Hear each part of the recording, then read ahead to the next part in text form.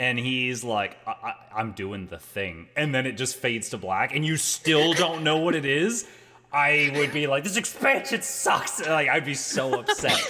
Like, he needs to do the thing. We know what the thing is, but then we can't stop the thing, and then it's like, buy the next expansion. It is time to review and judge the Tyrion content. ArenaNet gave us a huge patch with some new stuff about a week ago, and we are going to be ripping it apart. Now, I am someone who typically likes ArenaNet's products, and we don't want this to be an echo chamber. So I've invited some people who have a different belief system than mine. It is well known in the community that Noxxi and Legendaries just absolutely hate Guild Wars 2. So they are going to be joining me today, and that way we get some differing viewpoints, and we are going to be discussing what we think of the most recent patch, the story, the new map, the new meta, the relics, the masteries, the new legendaries, the Wizard's Vault, all that good stuff. So hope you guys are here for it. So let's see, we've got... I'm very excited to be here, y'all. Yes, I was just introducing both of you. I told chat that, you know, we don't want to be an echo chamber here, so just to get some different viewpoints, I invited two people that absolutely hate ArenaNet and everything they stand for. And so if everyone will please welcome Legendaries and Noxxi. Yes! Welcome, everybody. That's right. All right, just a second. I'm here because I have thoughts on the patch. They're pretty good, though, actually. Spoilers. Pretty good very excited thoughts. to get into this. Excited to like hear what all of you think about it as well. It's gonna be a fun time. It's been a while since we've done these, right? I think the last time was the Bavanisos patch or something. It's like over a year ago. Yeah, it was in Gentil, I think. I do know we discussed Bavanisos, because remember, I did not understand that whole trail of pain and suffering or whatever it was until you explained it to me. And it was cool lore, but my argument was they did a pretty bad job of explaining it to me, and I had to go call a Legendaries to get that information, which is, you know, could have been better. I remember. Well, it's been a while, but yeah, it's just fun to sit down, get some other perspectives on the patch, see what all of you think.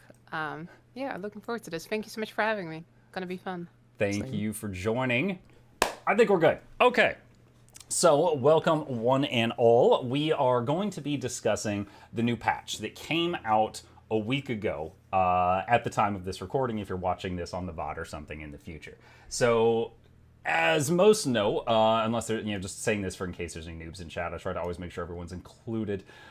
We are in the second major update patch of Visions of Eternity. They did a 3-month patch, which did not have any story, a 6-month patch, which we just had, and there is one more patch at the 9-month marker, roughly 3 months out, that is supposed to close everything off.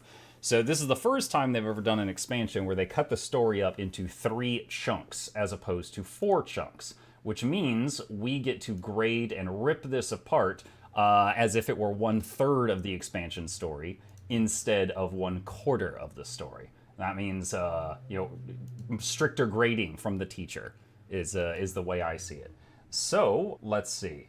So going through the story, I didn't want us to finish too quickly because I was concerned if I was just like, oh, what do you think of the story? Oh, it's good. Okay, next topic. So I broke it down into the different chapters, of which there was, you know, chapter 9, 10, 11, 12, and 13. 13 was the last one. So chapter 9. Chapter 9 was basically we chase Vlox into the jungle. Isgarin starts getting an upset tummy, and he's not very helpful, and Canuck has a revelation that he's becoming complacent. He becomes inspired by the baddie, which is a little concerning, but, you know, it's kind of cool to see Canuck's storyline evolve. Laura, any thoughts on this section? Yeah, I felt like they were really trying to, like, go through every single character a little bit, almost. It was like every character had like a little voice line talking about what they were up to and their thoughts and stuff. Just in general, I just like the moments of going to the new map, right? Like we were sort of cutting deeper into the jungle, like literally cutting through the vines to get like to this other mysterious place. I felt they did a good job at sort of like showing that feeling of we're sort of going deeper into this sort of hostile, scary forest. It reminded me a little of like the Heart of Thorns days a bit. I thought it was cool. And just the first impression of the map was very positive for me. Like just like seeing how pretty it was and stuff. So I was having a good time for sure. Noxxi? I felt much better about the current story, honestly. I think the pacing was a little bit better done than the previous ones, for sure. I mean, compared to Soto, I think Soto was the one where things just happened way too fast, and then Gentil was a little bit slower, maybe sometimes a bit too slow. The Bears. But this Yes, one, I know I the think Bears. so far, I actually enjoyed it so far. Like the story does kind of hook me in as well. I really enjoyed it, especially with the current update. I think it was much better without any, how to explain it going too weird or like not making much sense. Okay. All right. So chapter 10, which was the following one, is when Isgarin started saying, "Oh, you got to look for a spire, and you got to run around the map, and you got to look for the correct spire because there were many of them." That was the chapter where we found it, we met our allies. Oh, by the way, spoiler warning. If anybody freaking needs it, we're reviewing the patch, but here you go. Too late. I already ruined it for you. You know, there's a spire, I guess. So there's your spoiler warning. So we got to find the temple, fight our way inside. We overhear Kuda and Vlox, and the two of them are fighting. That's when we fight. We're introduced to Team Omega. There's some cool lore books about them that are scattered around. We chase Vlox upstairs, but he locked a door behind him. Canuck leaped 50 feet away. I don't know if you guys saw that. I was very perplexed that he had that in him. We were told to go find 1,000,000 bomb parts for Canuck. And this one, I got a lot to say about this one, but we're gonna go all the way around. Noxxi, you first. Any thoughts on this section, good or bad? I think it was actually good. Not, You heard it here. It's really actually good. That's it. I don't know. I can't really express myself well with this. Like, there was nothing wrong with the story part. Oh my god, Relics is talking to me. Hold on. I'm in game. You have to do the meta, Noxxi. It's happening right now. Get in there. We can talk about the meta too later. The story part. I'm too nervous to talk about it. I think for me, it's like it was like that part of the story where they make you go around the map a bit, right? Like they often do this. Like it used to be fill the bar, kind of like go do events in the map for a little Time bit. sick. Yeah. Yeah, exactly. This time they went for like a collection instead. So we saw them doing this in base Visions of Eternity as well, right? Where instead of like making you fill a bar, they kind of make you do a collection as part of the story. I know that some people didn't like that as much in base Visions because it was pretty confusing and like a decent amount of work, like where do you have to go, figure out the riddles and stuff. I felt that it was kind of better this time because I felt that the riddle was like, it was less riddly. It was very clear. Like, you have to go here, you have to go here, you have to go there. So I thought it was a pretty fun way to sort of like lead you around the map. It was pretty fast. I think I was done with the collection in like 12 minutes or something. Yeah. Same. So on the topic of the collection, like at the launch Visions of Eternity, I think part of the reason that one was poorly received is, like you said riddles. They were very cryptic on what you needed. It wasn't marked on where to go. And then I was told that some people, after like it had been like 5 minutes and they hadn't solved it, you would get a mail and it would tell you where to go. Many people, myself included, never got the mail. So I never got the thing that indicates where to go. And of course, I'm playing on day one. There's nothing online yet about this stuff. So it was just like a point of frustration. And I remembered I like got past that part, and it was like a story step where if you got to a certain step and you hadn't done the collection, you had to like abandon the story and replay that step because you would get soft locked. It was just like bugs, right? I got hit by every freaking bug that day had. So it was definitely a point of frustration.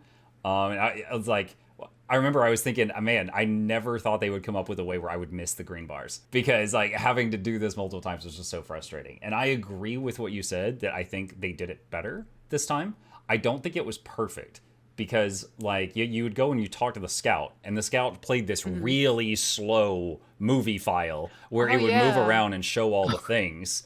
And it's like, if you needed to talk to the scout a second time because you forgot where number 5 was, you had to watch the whole thing again. And so what we did, because I'm a streamer, I pulled up my own stream and just was rewinding to the part where the scout played and was using that on my other monitor. I was like, this is silly, because the average player is not going to have a recording of this. They're going to have to keep coming back and talking to this guy over and over. So I do agree with you that I think it's better. I think it could be even better than it was this time, though. I don't think I even talked to the scout. I was just like looking in my achievements, and it was like south of the spire or whatever, or like northwest of the ley stone, whatever. So I don't think I even went there. I just like vaguely followed what it said in the panel, and then I went for like the markers on the minimap. Oh, I didn't even realize that it had descriptions like that in the achievement thing. I was just Yeah. following the Yeah, they scout had. conversation. Makes sense. I think that that's kind of like they kind of had like two different ways of doing it, I guess, Yeah, right? it sounds like it. Yeah. I In actually general, though, I oh sorry, go ahead. continue. So it's fine. Oh, okay. I think in general, I like that it was kind of short. Like it wasn't like a huge collection. It was kind Yeah. of like you go here, go here, go here, go here. I also noticed that like I'm not sure if they've done this before, but these like collection markers, they were like really obvious somehow. They had like this sort of green border on the Yeah. icon.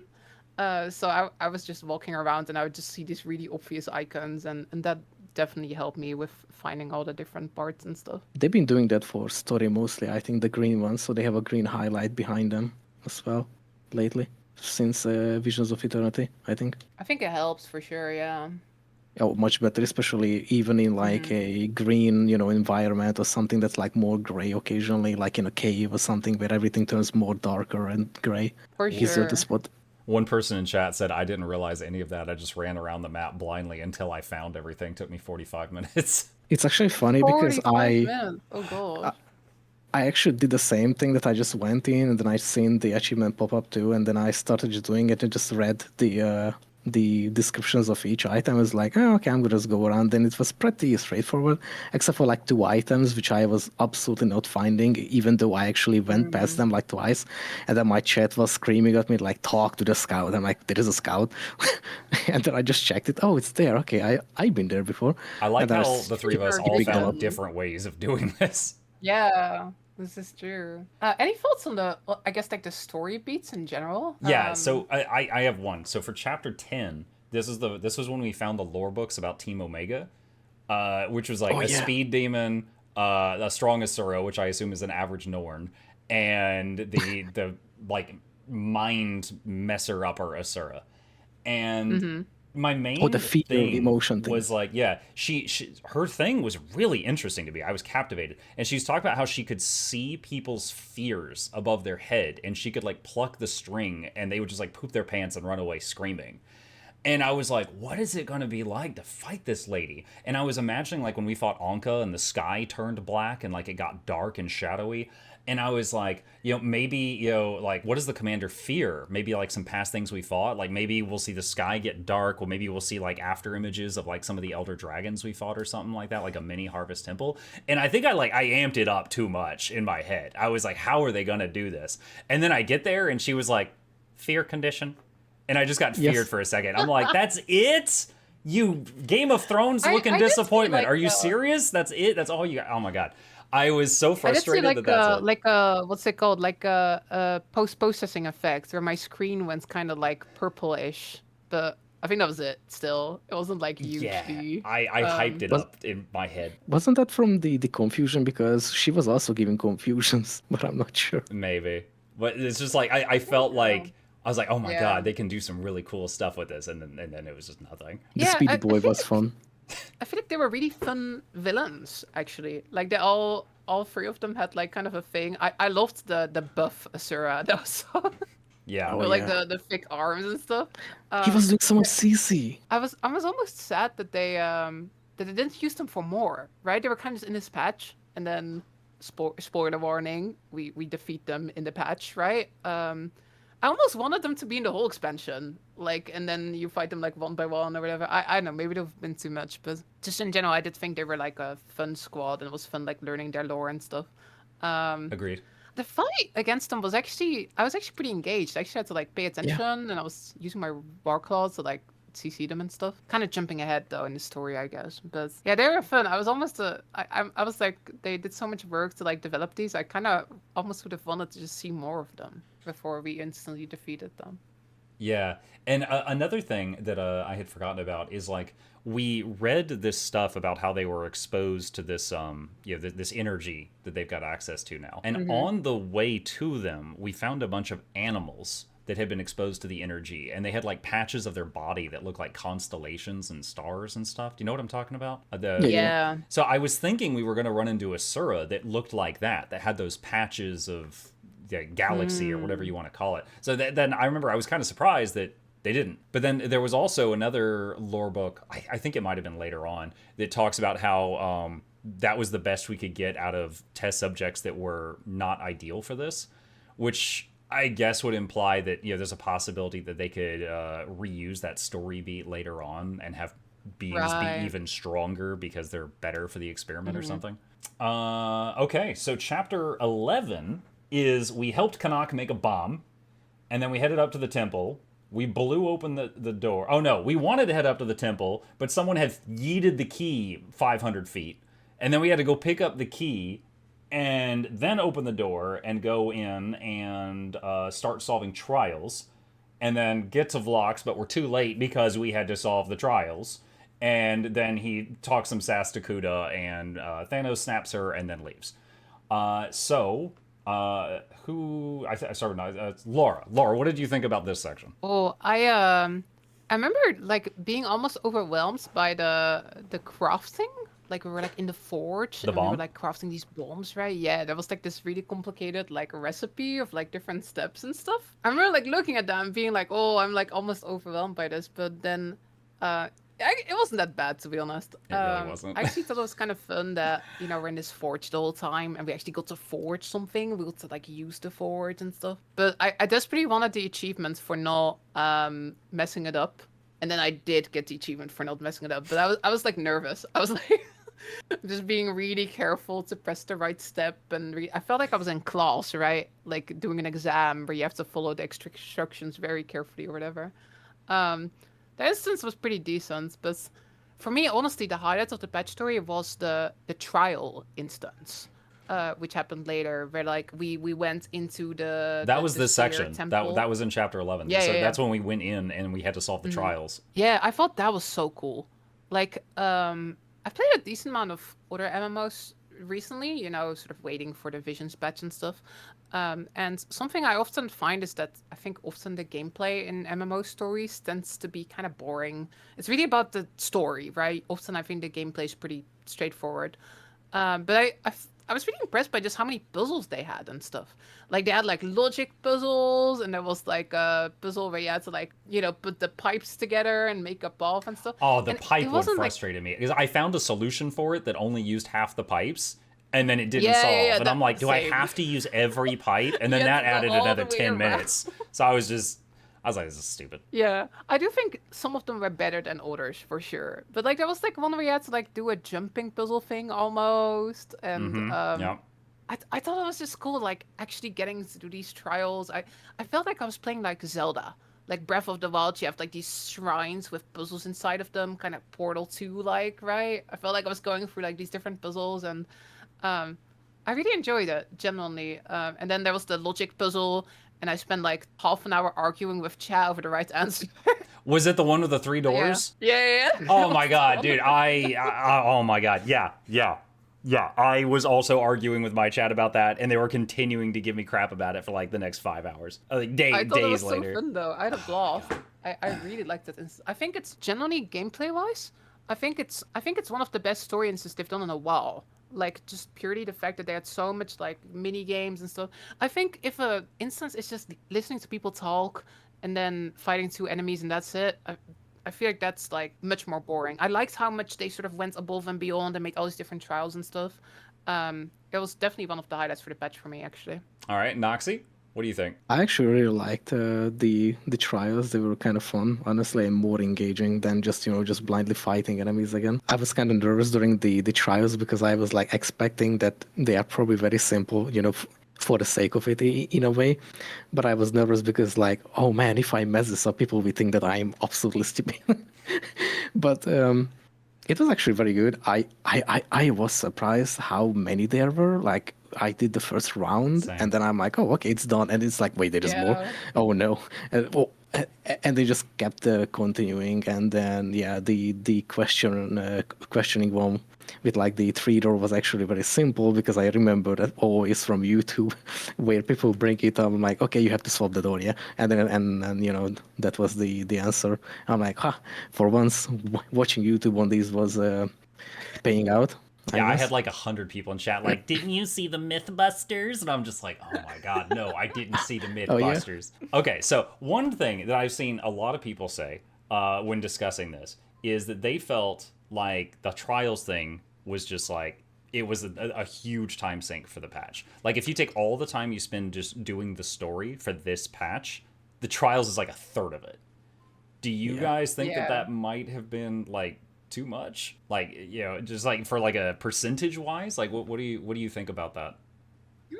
Or do I you think don't it was just right? I think it was fine personally. Like to me, I felt it was nice that it was a bit more just like beefy. Like I feel like we've had some patches like Noxxi was talking about Soda earlier, where it felt like you would really get into the patch story and it would just be over so fast, and it felt like not that much has actually happened. I like that the story was a bit longer. I like that I spent a bit more time on like everything because it's like you said earlier, right? They cut the story in less parts, so it was more chapters in one go. It was 5 chapters instead of 3. So I was pretty okay with that. I can totally imagine though that because that one instance was so long that like some people may have struggled to like finish the whole thing in one sitting, right? If you're like busy or I don't know, like you've Oh got god, real yeah. life If you things got going disconnected in the on. middle of that, that would be Yeah. so frustrating. Oh, I'm not sure if there were checkpoints or not. Sometimes they put like checkpoints. I really hope they put in that's true. I checkpoints. actually, yeah, I actually didn't even think about that. Yeah, that's Imagine, actually a good remember the point. puzzle where you were like lugging around the heavy stones and walking really slow? Oh yeah. Oh, Imagine finishing that, then disconnecting. Dude, I would flip my desk. Oh my god. what Yeah. if it's so easy as a necro, by the way, because we can just spectral walk that. It was I really was fun. spamming dodge, so I was just rolling around with the rocks. I like that they let you break it. Like I don't know, that made me feel like very smart. I was playing like Tempest and I was like blinking around and using super speed and stuff. I thought it was cool that they just let you do that. Try to outsmart the instance a little bit. There was But yeah, it was one just trial where if you, I actually don't know because there were a couple ones where you had to walk through patterns. I think it's the one where it's constantly changing that which path you can go through. I'm not sure actually. No, it's not that. Which one was it? The one basically that like slows you down if you do it wrong or something. And I remember I wanted the achievement and I didn't really care about it that much until it absolutely took it away from me from the stupidest way possible, where I wanted to jump over a corner when going Oh back yeah. without carrying the thing, and it hit me because it apparently has a hitbox in the air too. And I was Yeah, that like, happened to me it too. was a tiny 5 pixel from the corner and it hit me. And I had no, achievement anymore. I'm like, wow, Well, okay, I cool. failed the achievement because of the 3 doors question, so you can feel better Oh. about that. Okay, one last question about this section. So at the end of it, Vlox and Kuda, Vlox gets powerful. We're too late. Kuda's like, yeah, now we can buff the inquest, and he's like, I would sooner give the power to a cockroach. And I laughed. That was good writing. And Yeah. then she was like, well, I want the inquest. And he's like, all right, you can have him. And then he does a Thanos snap. I thought he erased her from existence for like 10 seconds.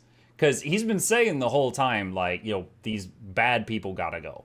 And I genuinely thought, like, oh, snap, that's how she dies. That's crazy. And then I found out later that he just gave her like a Hearthstone home. And I was like, oh, that's okay, fine. Yeah, she But just came back. I was the same. I was like, how did she get back here so fast? I was like, if you can teleport her anywhere, apparently you just teleported her like 20 meters outside the building or something. She just came Yeah. back. Just dropped her in the lake and then that's it. free teleport. So, yeah, I misread that situation when I found out that she was still around and kicking. Me too. Chapter 12. We can't find Vlox again. We have to go to Kuda for information, so we go beat up her officers until we find where Kuda's at. We meet her, it's a trap, shocker, shocker. We beat up Inquest again, shocker, shocker. We chase her to the forge, we fight Omega again, and she gets away again. I think story-wise, we really didn't learn anything new in this section. I think this was just required to move the story along. Yeah. You guys have Yeah. anything special to say about this one? I liked the fight against the Omega squads. I think that was part of this section. Yeah, part of this chapter, section right? was part the Yes. second and final encounter with Team Omega. Yeah. I also like I got kind of excited. There was this whole thing where Kuda was like, "Oh my god, we're gonna trade. Like you get this, and then I get the commander." And I was like, "Oh, this gonna be somewhat interesting." Like, I was like, "This is gonna be like season 4 where the commander gets like put in this jail and has to break out, right?" So I was like, "Oh, maybe this will go somewhere cool." But then she just killed them anyway. Yeah, She was like, "We're in the she middle of gets you this." thinking because she's like, "We'll trade you what you need for the commander," and you Yeah. like start talking with the others, and they're like, "You gonna do this?" And you're like, "Well, maybe we should." She's like, "Just kidding, shoot him!" And you're like, "What?" Yeah, that was I was a little sad about that because I thought it was kind of interesting. But yeah, I don't think that much happened in this chapter, but like you said, they just kind of had to like move on to the next part, I guess, right? I thought the boss fight with the Omega Squad was pretty cool, though. I was surprised at how intense it was. Now I was playing like an elementalist, so I feel like that's always making things a little more spicy. I But wonder why. I had to like look in actually a little bit. I was like using my raw claws to like CC them and stuff. Yeah. I Like thought it was a fun I fight. was playing Quick Untamed, which has a lot of self-sustain, and I was fine, but I remember thinking, I was like, if you really didn't know what you were doing, this might be Yeah. a check for you. This might slow some players down, and I don't think that's a bad Definitely. thing that a story has some tough fights. Mhm. But yeah, that would definitely be the tough fight of this one. Noxxi, For anything to sure. add? I think regarding the fight, I think it's more like that some classes might be punished who doesn't really have any, like stability for the for the CC parts, to not be stunned by the guy like the strong one. I think because it has a lot of CC as well, or Yeah. The Fear Lady.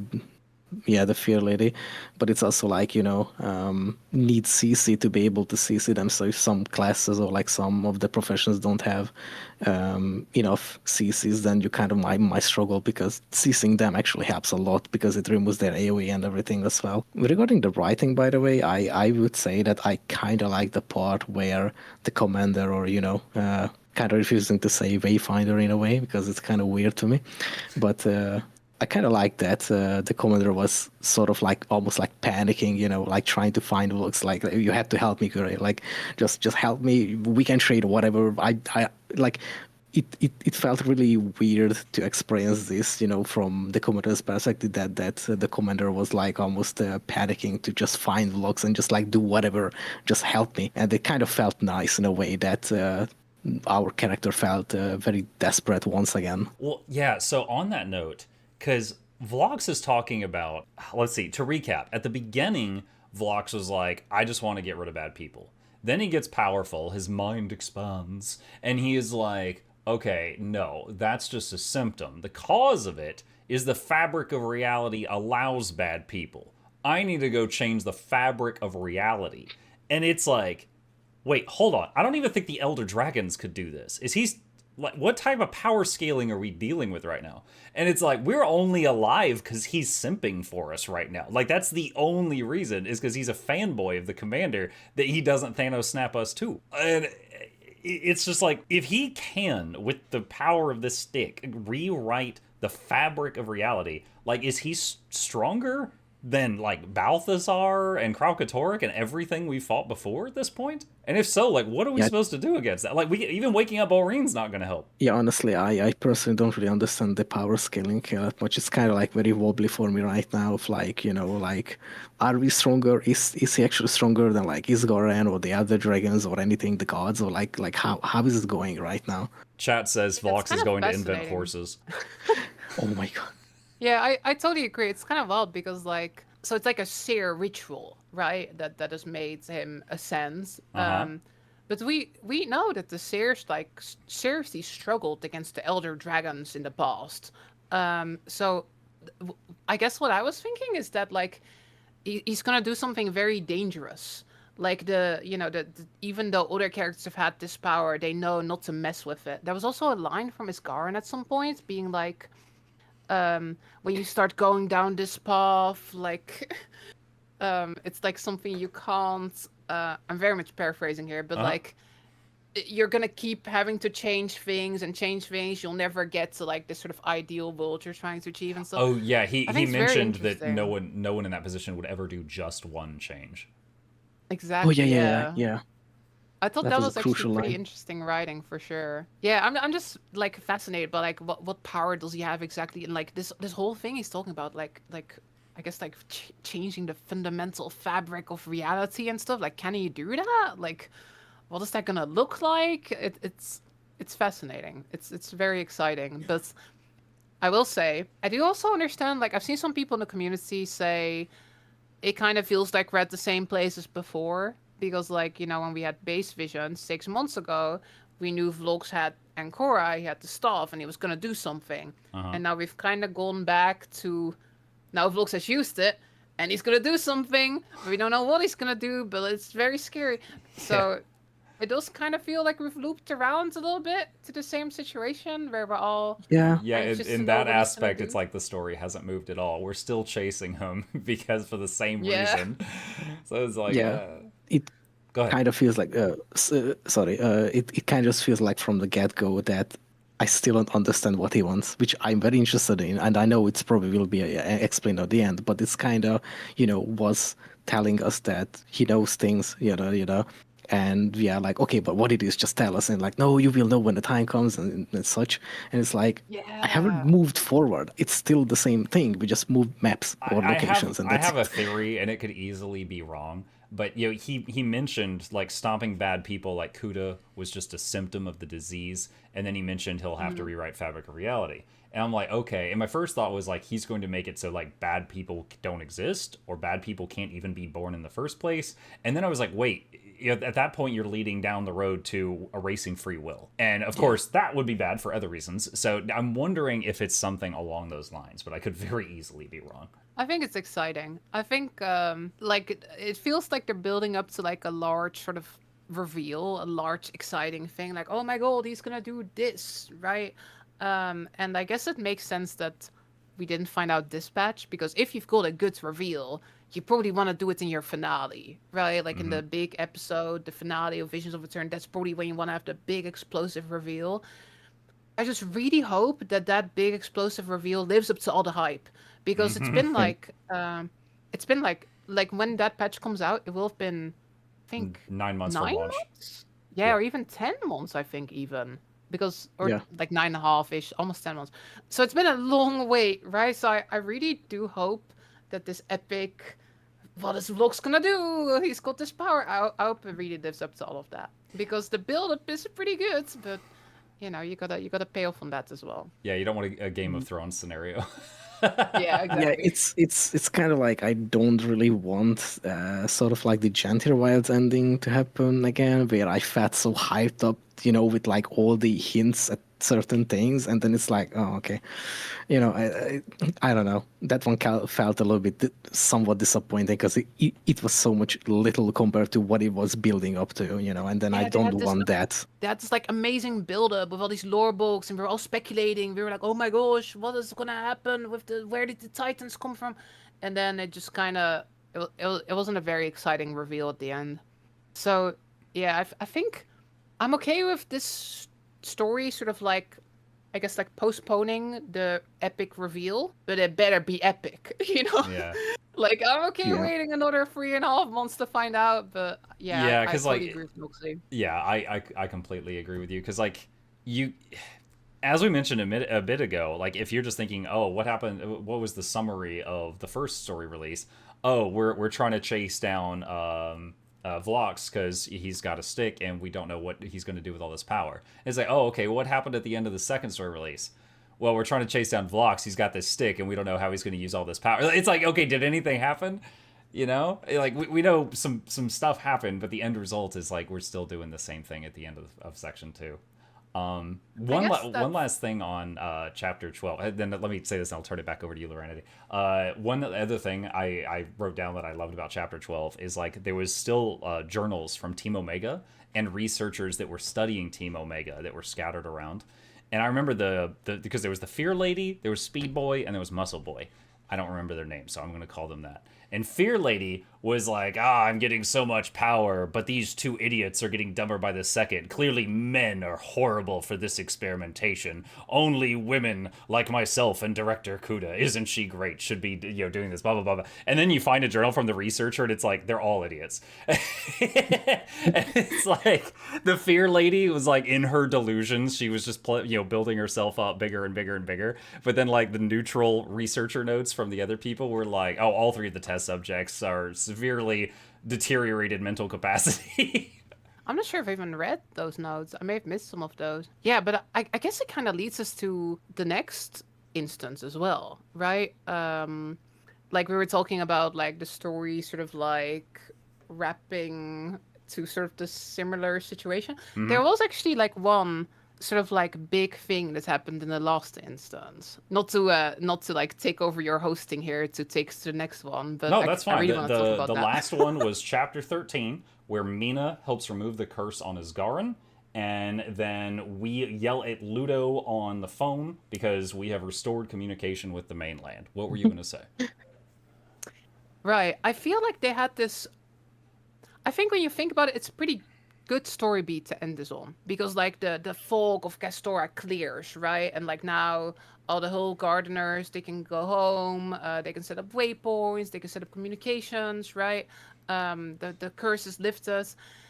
I think it just, for me personally, I feel like it didn't hit as much as maybe it should have because we kind of just hear about it, right? It's like we do this ritual, and then we kind of like hear like, oh, the fog is clearing, and then we're happy, and we see some characters who are like, oh, now we can contact the mainlands, and the whole garden's gonna change. And I like that as a story beat to end it on. I kind of wish there was like a cutscene for it. I kind of wish there was like a moment where we did the ritual and then we beat like some boss or whatever, and then it showed like the camera zoomed out and you see the fog clear or something. Like, Yeah.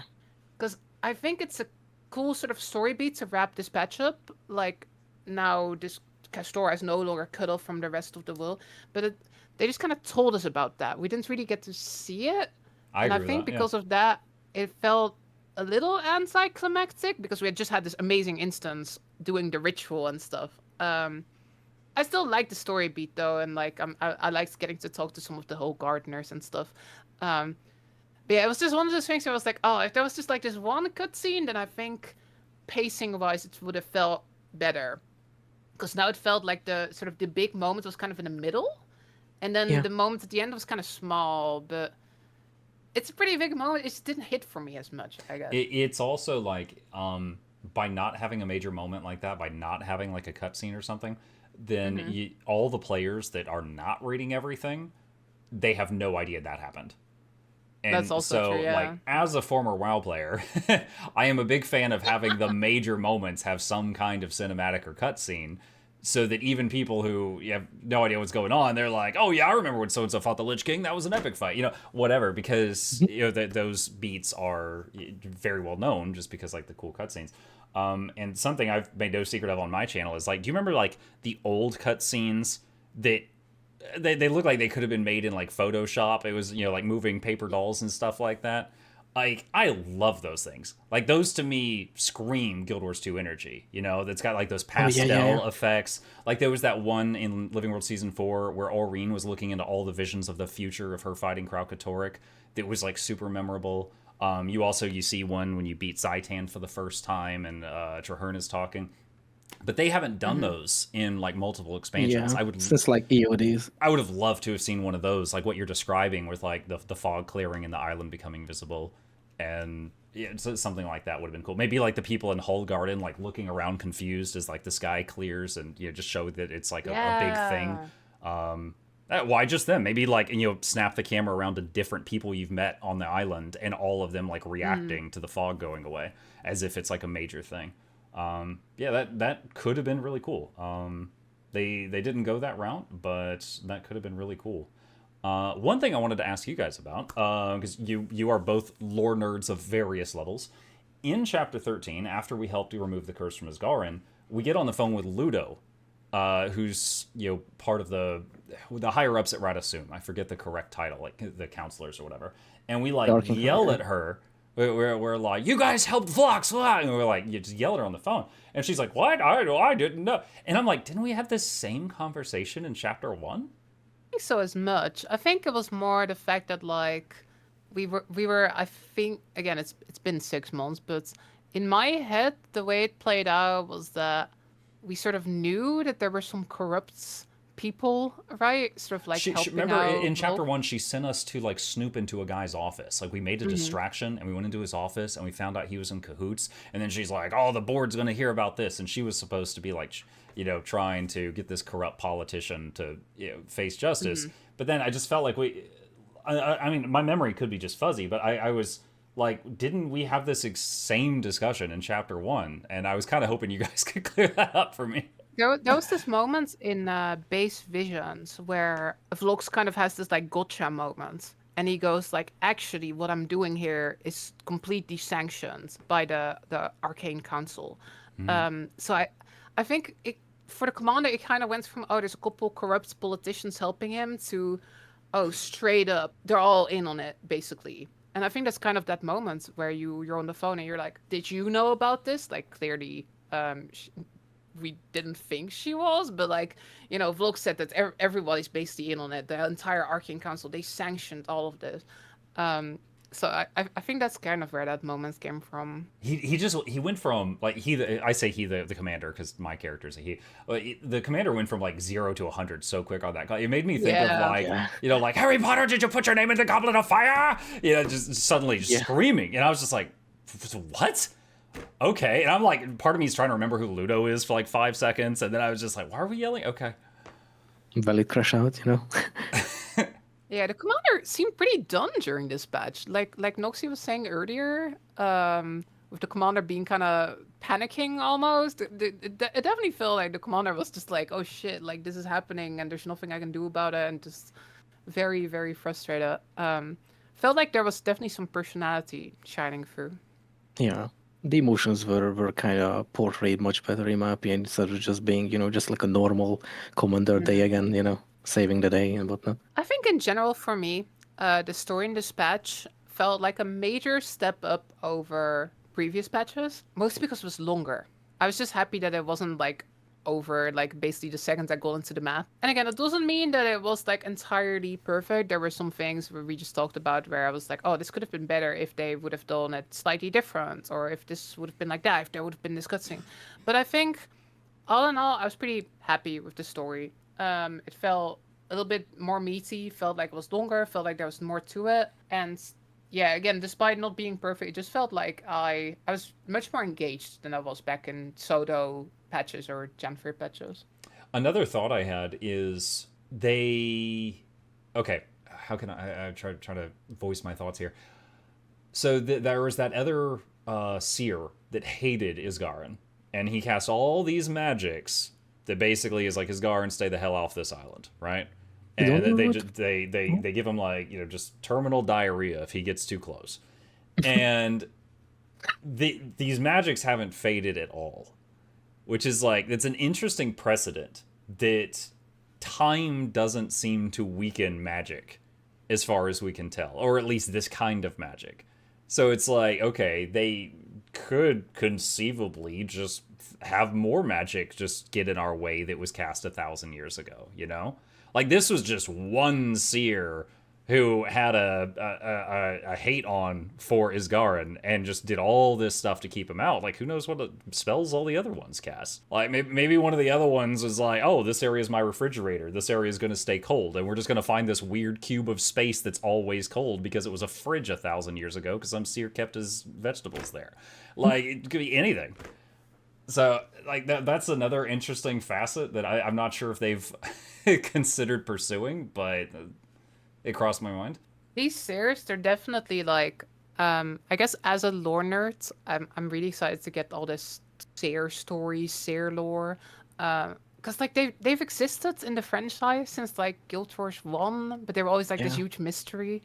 And now we're like learning how powerful they were and all these like these magical things that they did. I love finding all the lore books again. I think that's usually my favorite part. But like there were like mentions of like, the different weapons they had created. Some of the legendary weapons that we have got mentions, right? They created like the swords that we get as the Shining Blade and stuff. Like, just I love like how we're sort of going down this ancient Tyrian history rabbit hole, but I do think it's pretty complicated. I think you really gotta pay attention to properly piece together what all the lore books mean, even across expansions. There were definitely some moments where I misinterpreted things and like got a little bit confused about stuff. Um, but yeah, just in general, I like this sort of setting, like going through these ancient Seer ruins and all their ancient magics and stuff. It's cool. Which is a perfect segue into the next section, which is the map. What do we think about the map? Noxxi, you first. Well, the map, I actually, for design, I think it's pretty beautiful. Um, the strange thing to me is that I don't know why. I think it's because it's kind of busy in some way, but technically, if you look at it, it's almost the same size of map as Shipwreck's Strand, and if I go to Shipwreck and I go from like one end to the other of the map, it feels so big, but sort of almost empty a little bit, in some way. But this one is like I go from one corner of the map to the opposite other, and it's like nothing. Like it feels weirdly small, and I don't know why.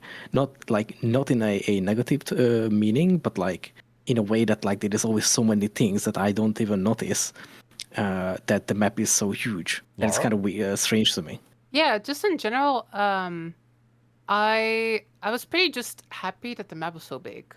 Like because I feel like in previous expansions there was very much distinction between launch maps and patch maps, right? Now this was technically pretty big, but it got released in 3 small chunks. And then in Gen 4 Worlds, we had Mistburn Barons and Bavanisos, which were like smaller, a little bit less content. This map to me felt much more like it's fit in with the rest of the maps.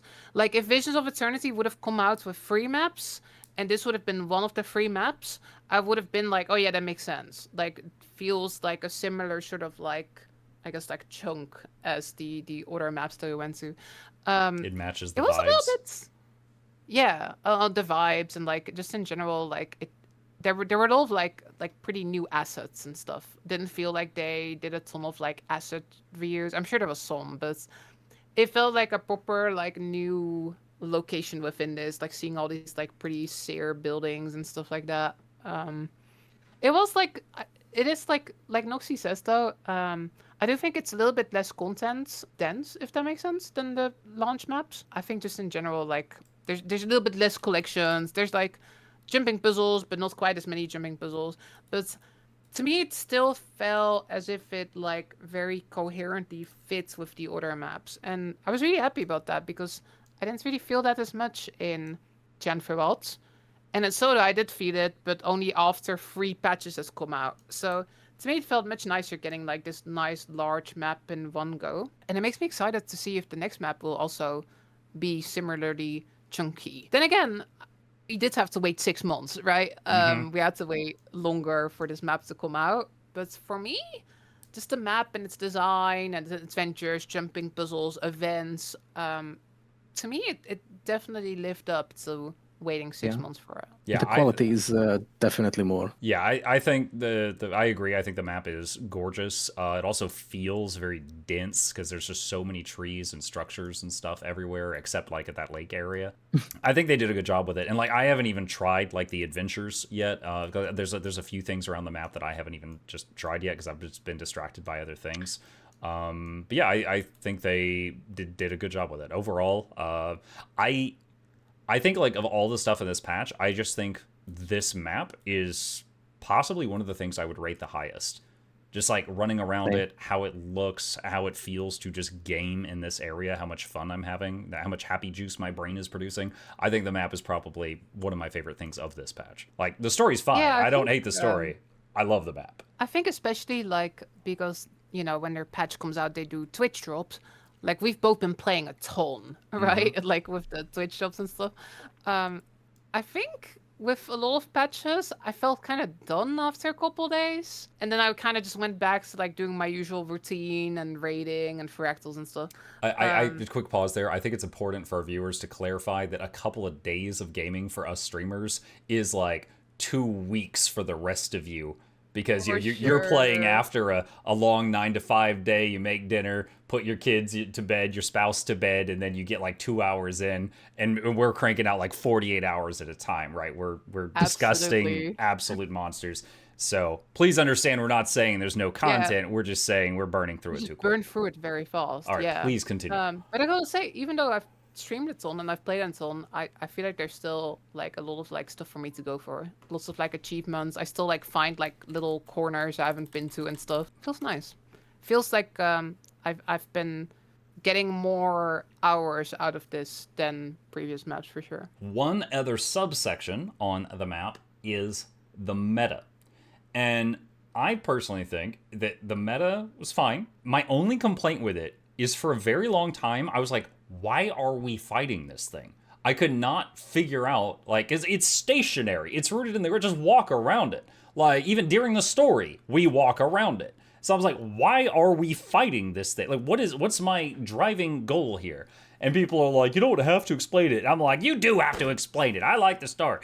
It's like, look, I can appreciate story, I can appreciate gameplay. Right now, I'm not understanding what the story reason is. And then finally, someone pointed out that during the ritual to save Isgarin, she's like, was it Mina? Mina says, "Oh, now that we shut down the thing from the meta, we can do this." And I was like, "Oh, so lore-wise, we do the meta right before chapter 13." Which somehow was a requirement to do the ritual to cure Isgarin. So I was kind of having flashbacks of Heart of Thorns, where people were trying to figure out how the Dragon Stand meta fits into the story. And then it kind of, the community figured out, like, oh, it goes here. And I won't go into it because it's not necessary. You both know what I'm talking about. But there was a lot of confusion on my end for a while of why are we even fighting this statue? It can't move, just walk away. But maybe they could have been Yeah, clearer about that. it was kind of weirdly communicated. I agree. And in Soto, they like base Soto, they did this thing where they should have said like, this is the moment you should either do the meta or do events around the map, like going back to the filling the bar thing a little bit.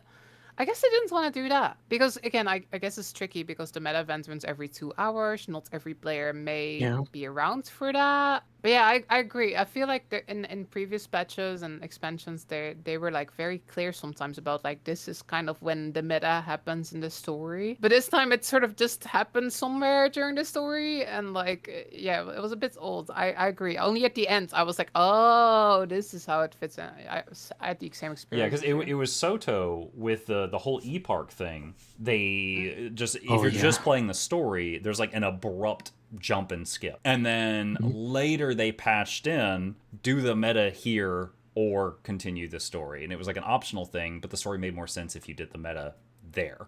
And so I kind of felt like, oh, good. Well, they learned from this. No, they didn't. I love them dearly, but no, they didn't. Because right here, it's like after playing it and trying to figure this out, it's like, okay, the meta goes between chapter 12 and 13 if you're trying to figure out lore-wise how this makes sense. Now I know, but there was Yep. confusion. Yeah. The same was for me in Soto with Epark, just as you mentioned. I was like going into the story with friends and we just beat up Epark. I'm like, but wait, what? That was it? How And did then we got get here? explained to me that like, oh, we had to do the meta before. I'm like, oh my god. Okay. I guess the problem is to just pitch in that they learned that they don't want to force us for meta, because if it feels forced, nobody wants to do it in a way. Also because again, it's like on a timer, but if they don't hint at it or something, then it's also not working. So I don't think there is a win-win situation there for them at all. Yeah, maybe just do what they did with the patched version of Soto, where it says like optional objective, go do the meta. I think that Yeah. would have been fine. That would have been acceptable. I But agree. they just didn't do that. But even now, I would say it would be good if they patched that in, because I think for people coming in the future down the line playing this, it would make it clear. I think if I can just add to it one more thing to the meta, I think what they could do is to make the meta that it's not something tied to the story and it's actually just like a sort of extra to it, but not a thing Like the Bog Queen? exclusively for the story, sort of, or in a way, I actually don't know if it's part of the story, but like there is the one meta in what's it called again? Hold on, let me check the map real quick. In Omnitas, with like the anti-demon thing. I don't remember that being any really big part of the story, talking about noise or like, what is it called, about the demon. It just pops out for the meta and then Oh, we just I banish it assure back. you the yoga session was essential for the story. Oh, yes, yes. Yeah, it was just kind of part of the general war, right? War against demons, and it was just one battle, but the story still works if you take it out. Yeah. But Yeah. here it feels like the story doesn't work as much if you take the meta out. It felt pretty integral, but where does it fit? Yeah, exactly. Do you have any thoughts about the gameplay of this meta? I personally really enjoyed it. I actually Yeah, did it 3 times in a row on day one, on from minute one when it happened. And let's uh, go. and I have to say that I like gameplay wise, mechanically speaking, I think it's just right where it's. I know that some people say that it might be a bit too long for what it is, but what I enjoyed in it was that even on first try and second and third try, it's actually pretty straightforward of what you have to do. It like weirdly nobody failed the metas. We were kind of close to it on like the second run because people didn't really split or do anything on it. We were just like one bunch, so it just scaled up like extremely. But if you split and do things and like people actually like I like that it was pretty straightforward and people could understand it pretty well. The only thing I don't like in the meta that I may on the second part when we do the last part is that CC kind of mechanic where you have that like mini game happening on your Oh skill yeah. bar. Oh I god. don't like that at all. Oh, dude. I'm just doing my like rotation and it's like, oh wait, why am I not doing anything? And I'm stunned and I'm dead. Oh great. It's even more than that. So just to quick add on to that. So like I'm there as a druid, and I finally have my astral power button come off cooldown, and I finally fill the astral power bar. I go into it and I get hit with that, and I'm like, ah, dang it! And I'm doing the thing, and it's just like if you get frozen fighting, what was it, Freynier? Where you lose the cooldown of astral power and you lose the whole astral power bar and you come out of it. So it's like as a druid, you lose your weapon swap essentially for like 15 to 20 seconds if you get frozen right when you go into that. And so it's like infuriating for me. I'm like, oh, the 20 people just went downstate in the chains. I'm gonna go astral and do Glyph of the Stars and res all 20 of them. No, I'm not. You're all dead, I guess. Fuck you. And I was like, oh my gosh. Yeah, I agree. Having that thing pop up for multiple reasons, just because of the class I main, is very frustrating. I like that it wasn't very HP spongy. I like that it was Yes. very different phases. It was like, now you're fighting these champions. Now you're fighting these things. Now you're on the islands fighting this thing. Now you're on the center and you're fighting this thing. Now you're there. Like, it was really broken up in different little encounters. Which was nice Which after for the me last stops meta it was from- beat up Purple Mothman for 30 minutes. Yeah, for me, it helps break it up, right? To have Yeah. stuff like that. I think for me that's what keeps stuff engaging because, like, if you look at like Dragon's End, for example, Oh yeah. to me that meta is much more engaging because you constantly go to the sides and then you go back and then you go to the side again. Uh-huh. Like it's sort of like, I guess like not sort of you're never zoning out because it keeps doing different things. I guess. That's what I liked a little about this meta. Just the fact that it was just now you're fighting this, now you're fighting that, now you're going here, now you're in your skimmer, now you're doing this, now you're doing that. There's even the section where you're on the skimmer underwater, like repairing these pipes and Oh, stuff. yeah. I thought that was really cool. Because, we've seen using the turtle in EOD metas, we've seen using the sky skill in Soda metas, we've seen using the rock claw in Genfer metas, but there was never a use the skimmer in Visions meta, so it was cool to get a little. I still don't skimmer understand how section. firing my water jet bullets heals the pipe, but we'll just let that slide. No. Don't question it. It's magic. Magic. I was like, is this Like super this- hot? Am I welding right now? Like, as I shoot this at people to Maybe- heal them. Like, what is this? I think you are just like gluing it together with that like goop that you're spitting at it or something, maybe. Because That's how what we I heal imagine. people. We just goop the wound and just like, all right, well, Yeah. you're not leaking anymore. Fixed.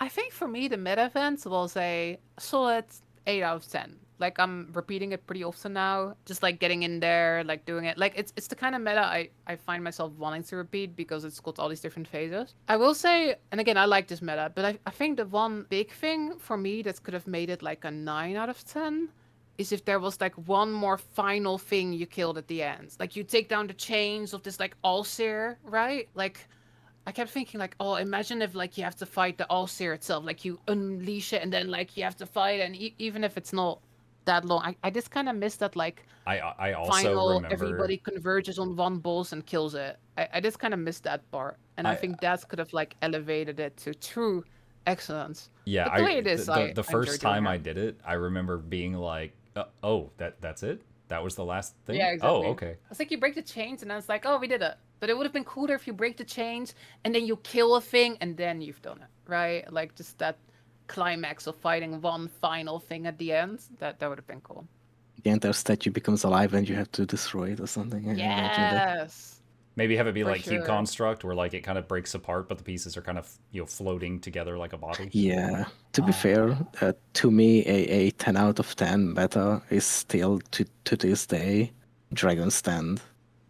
Oh, That's from start to Heartbeat. finish the best meta, like vibe and feel. I know that it's been easy by now, obviously because of some power creep and such, but in thematically and the vibe it gives you to going on and just doing things, oh, it's amazing. And then the next one, the second favorite, which is like kind of like more 9.5 out of 10 for me, is End of Dragon's End, or so many dragons map. And then I would say this one is my third favorite right now, mechanically Really? Oh, speaking, and then really? gameplay wise, with like an Wow, 8 out of 10. I actually really enjoyed it, honestly. that's high praise. That I like it is, too. yeah, because there's like, what, 50, I don't know how many metas, 50, 70, 100, something like that. There's a lot of metas in the game. Oh, there is a And lot. this is your third Yeah, favorite. That is very high praise. for sure. Okay, well, I think we've gushed about the meta for a bit. I think everybody knows our opinions. There's only a few other minor things. They added new relics in this update. I don't have a lot to say about that. I haven't tried the new relics in all of the different game modes because, of course, they're balanced differently for PvP and World v World and PvE. I know a lot of people were terrified that 15% DR one was going to make Luminary even more of an unkillable god in PvP. I'm honestly not sure how that worked out or not. Then I know like people like Lord Hyzen were super like, oh, for the condition damage lifesteal relic, because that gave him new I ideas for broken agree. builds. Did you guys end up doing anything with them just to kind of gloss over this like all at once? Honestly, personally, no, not yet. The one I found the most interesting is the I think it's the Pirates Queen one, the one that gives you like lifesteal on conditions, basically. That seems really fun and open world, but I think that one's locked behind the Mastery achievement, which I don't have yet. So I just haven't played with it around yet. But to me, that definitely seems like the most interesting one out of the bunch. I know that there was a, I don't even know how I got it, but I had a box in my bag from doing something during this content patch where I opened it and I got to choose a relic. And I got that one because it let me skip doing the do 30 masteries or 30 achievements in the zone. What? And it just skipped the whole thing. So that does I exist. need You to. might have to wiki to I find need. how I got it. But yeah, there was like, I, oh, just pick one of the 6 new ones. I'm like, okay, I'm going to skip doing this because that looks like it's going to take forever. I have to dig into my massive, like, messy inventory to see if I have one of those boxes. Like, yeah, this sounds great. Masteries. They added 2 new masteries. One is just basically a bit more magic fine in Castora if you're doing mirrors, and the other is a save your life periodically with a cooldown if you're in Castora. I don't have either of these masteries because they made them 6.6 million experience each. I finished the whole story and got 10% of one of the XP bars. What the heck? Yeah, I've been playing the whole time. I've been popping boosters, and I'm like, I think I'm like almost done with the one that heals you. But yeah, oh my gosh, I think this is actually the most XP they've ever asked for a single mastery. Yeah. I don't think they've ever done like this much XP. I don't mind Early it Heart of too Thorns. much because it's like, again, it's like 4 months till the next patch. And you can get XP just doing any visions content, right? You can get it So in you're saying the they first designed two this to maps as take 4 well. months. Got it. I think so. I mean, what it reminds me of, genuinely, is Iceboot Saga. Like in Iceboot Saga, the mastery points were like kind of annoying to get, to be honest. A lot of them were Oh, locked behind like achievements that are pretty grindy. I still don't have them. Yeah, I think many players don't have them. I think they very deliberately did that to try to sort of like keep people busy because End of Dragons was gonna be a wow, right? It was like after EOD, it was like almost a year till End of Dragons came Yeah, out. they had it was like Um, 4 masteries for green chests and 4 masteries for yeah. red chests and 4 masteries for blue chests. Oh, Yeah. Oh my that was gosh. the worst mastery design ever, in my opinion, I was in actually Guild Wars history. I was actually addicted to doing strikes. Like I really enjoy doing strikes, so I actually blasted through those pretty quick. But for me, it was just like I was so sad because like the first like 200 strikes I did, I knew I was getting less loot because I couldn't open all the boxes. Yeah. Yep. I will say the masteries do seem pretty fun. Like the one that's heal shoe seems genuinely busted.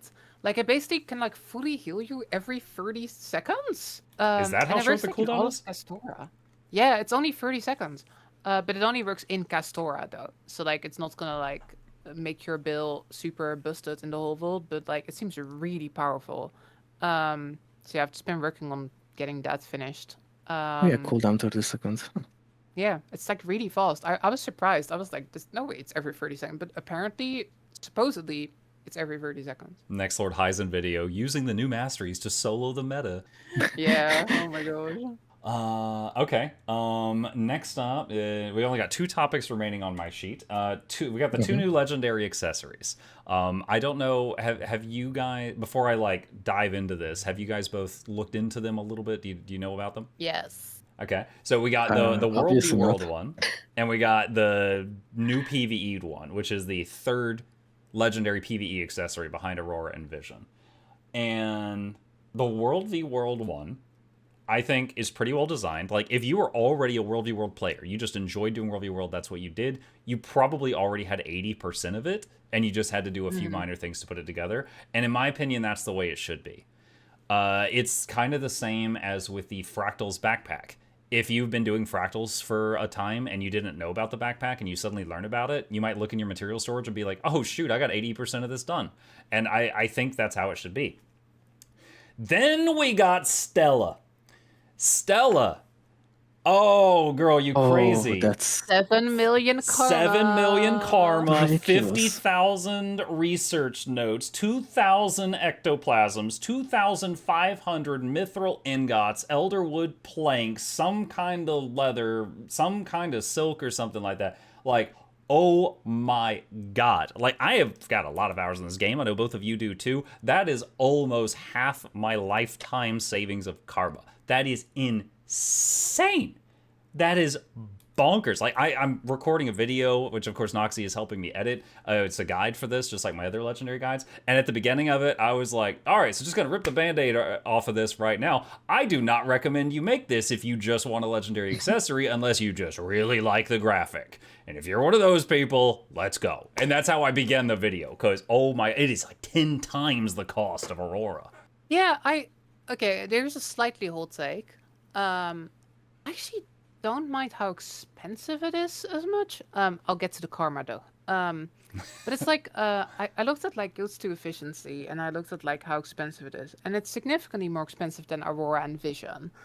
But part of me is like, I think I'm okay with that because you're skipping the huge Aurora quest, right? Where you have to go into Draconis Mons for like 2 weeks straight and do all the hearts, and like you're skipping like that huge Aurora journey or huge Vision journey. Yeah, You don't both need of to them get have a time gift of sinks of a week or battle. 2. Yeah, but it's still a decent amount of work, like getting all those achievements, right? So it's like I think I'm okay with this being more expensive goals wise. So it's like, you know, if you want to spend less gold, you get Aurora and Vision. If you like don't want to do all of that stuff, then you go do this one. But the 7 million karma though, that is where I do have a problem. Because Yeah. the thing about karma is like it's not like fun to farm. Right? If Nope. it's like you need gold, if you need to research nodes, like it's kind of annoying getting research nodes, but you can craft those in an hour, right? If you have goals. And there's a million things in the game to do that get you gold. You can do metas, you can do fractals, you can do a million different things to get goals.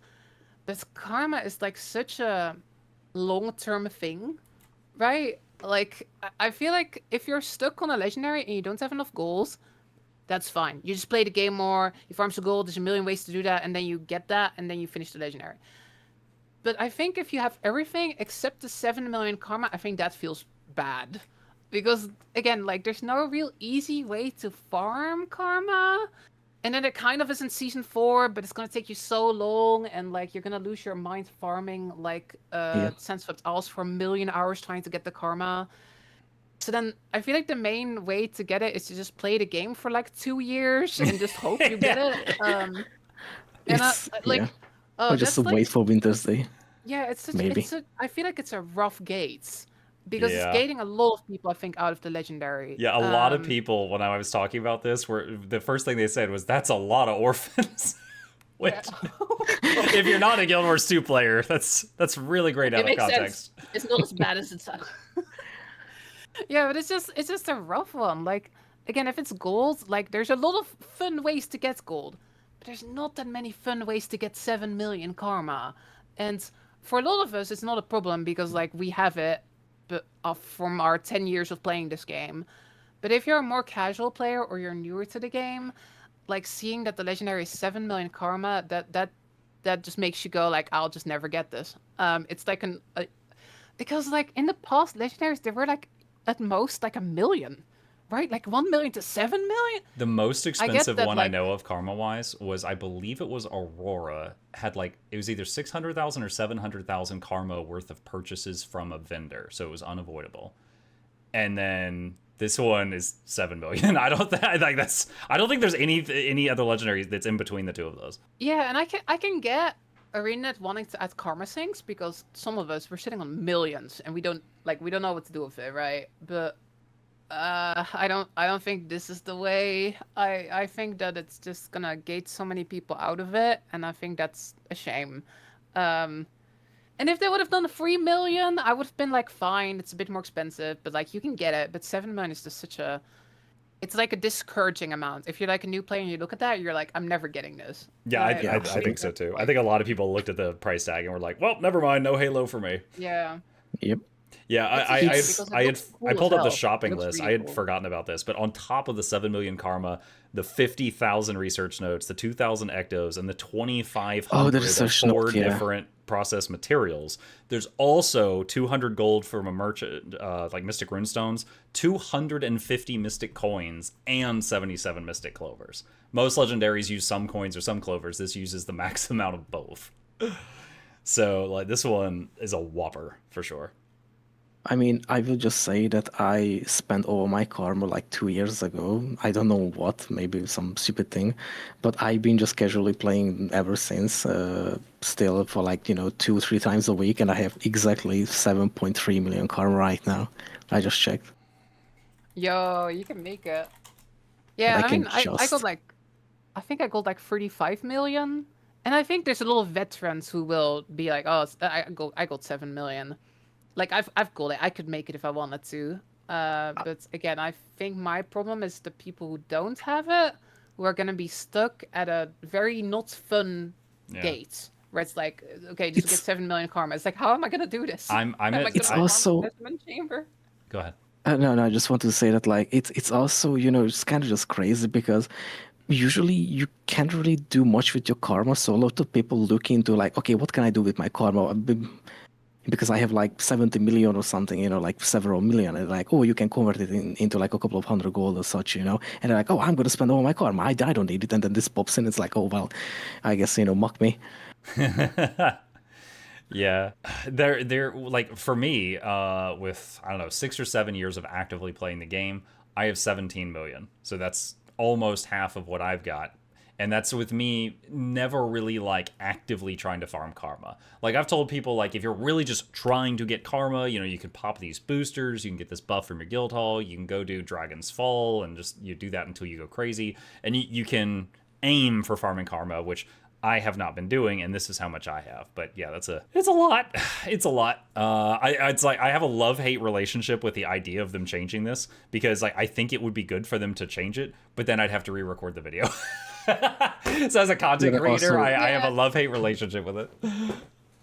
I hope they change it too, but it's tricky, right? Because people already spend it, so you have to like Yes. probably refund it. It's complicated, but Yeah. yeah. Again, I don't even have a problem with it being expensive. I remember when Oryx came out, and it was like 3,000 gold. It was even more expensive than this legendary if you like added up all the gold. The Karma one, I think, is just so rough. I desperately hope that they do something about it. Yeah, the Karma is very, very rough, honestly, because it's probably one of the, like, it's simply just one currency that's the least farmable because it's such a tiny increment. It like comes in such a tiny increments that you just go crazy on trying to keep track of it if you actually actively farm it. The only way to actually farm Karma is by not looking at it and thinking about it ever. Last mini section, and then we'll go to the summary. Not a ton to say about this, I imagine. They refreshed the Wizard's Vault. They put some new stuff in there. There's some new skins. There's a new bunny. There's the flex emote. There's the Gwill Monarch weapons, which look like stained glass. Very pretty. I think overall, I think the Wizard's Vault has been a success these last few releases. You know, putting things like a bag slot, some blackline keys in there. Those are really well received. I'm glad they did that. If I had to say a complaint, and this is a stretch, I wish there was another quest in there. I very much enjoyed the Wayward Wisp and the Meteor Spear that we had a while back. I would have loved to have seen another one. I guess they just didn't get around to making one. But, and again, that's a stretch. That's nitpicking. That's not a big critique. Do you guys have anything to add on that? Kind of just the same thought, really. Yeah. I do really enjoy the quests, really. Same. I'm pretty happy with the vault in general. I used to complain like every single stream that like I couldn't reroll my days to a different game modes. Because like I usually have PvE dailies and stuff, but then sometimes I want to play Worlds versus Worlds one day. But they added that in the last season. Like they, just in case you missed this, if you haven't finished any dailies yet, you can like change your selection and it will reroll your dailies on the day itself. So ever since then, I'm just happy. I can just do whatever dailies I want every day. That was an excellent change for people who enjoy multiple game modes for sure. Let's see. Oh, someone in chat reminded me. They said thoughts about getting a free mount skin in the meta. So personally, I don't really like that specific skin. But I am excited by the idea of them doing more stuff like this going forward. I, again, as an ex-WoW player, oh my god, I spent so much time farming mounts I was never going to use. Because like you get that collector's bug that you gotta scratch. I ruined that metaphor, but you get the right idea. Like going back when you're like really strong and soloing old raids, which it was profitable. You got money, but also there was like a 2% chance to get the Phoenix mount from Kael'thas or the Undead Horse from the Lich King, stuff like that. Dude, I spent so much time doing that just because of achievements, and you made money at the same time, which is nice. I do love the idea, and I would love for them to do like every meta from now on have a super rare drop. Have a 2% chance of getting a helicopter. I don't know, just something there. I think that is good for the game, and it gets people to want to go back and do stuff that they might otherwise not. I 100% agree. It just makes it exciting, right? Like you do the meta and you're like, oh, maybe I'll get this thing. Even if you don't even want it, you're like, maybe. Yeah, it's just like I might get it. You can sell it on the trading post. Yeah, you can sell it. Yeah, it's actually tradable, which I was surprised by. I did not even know that until now.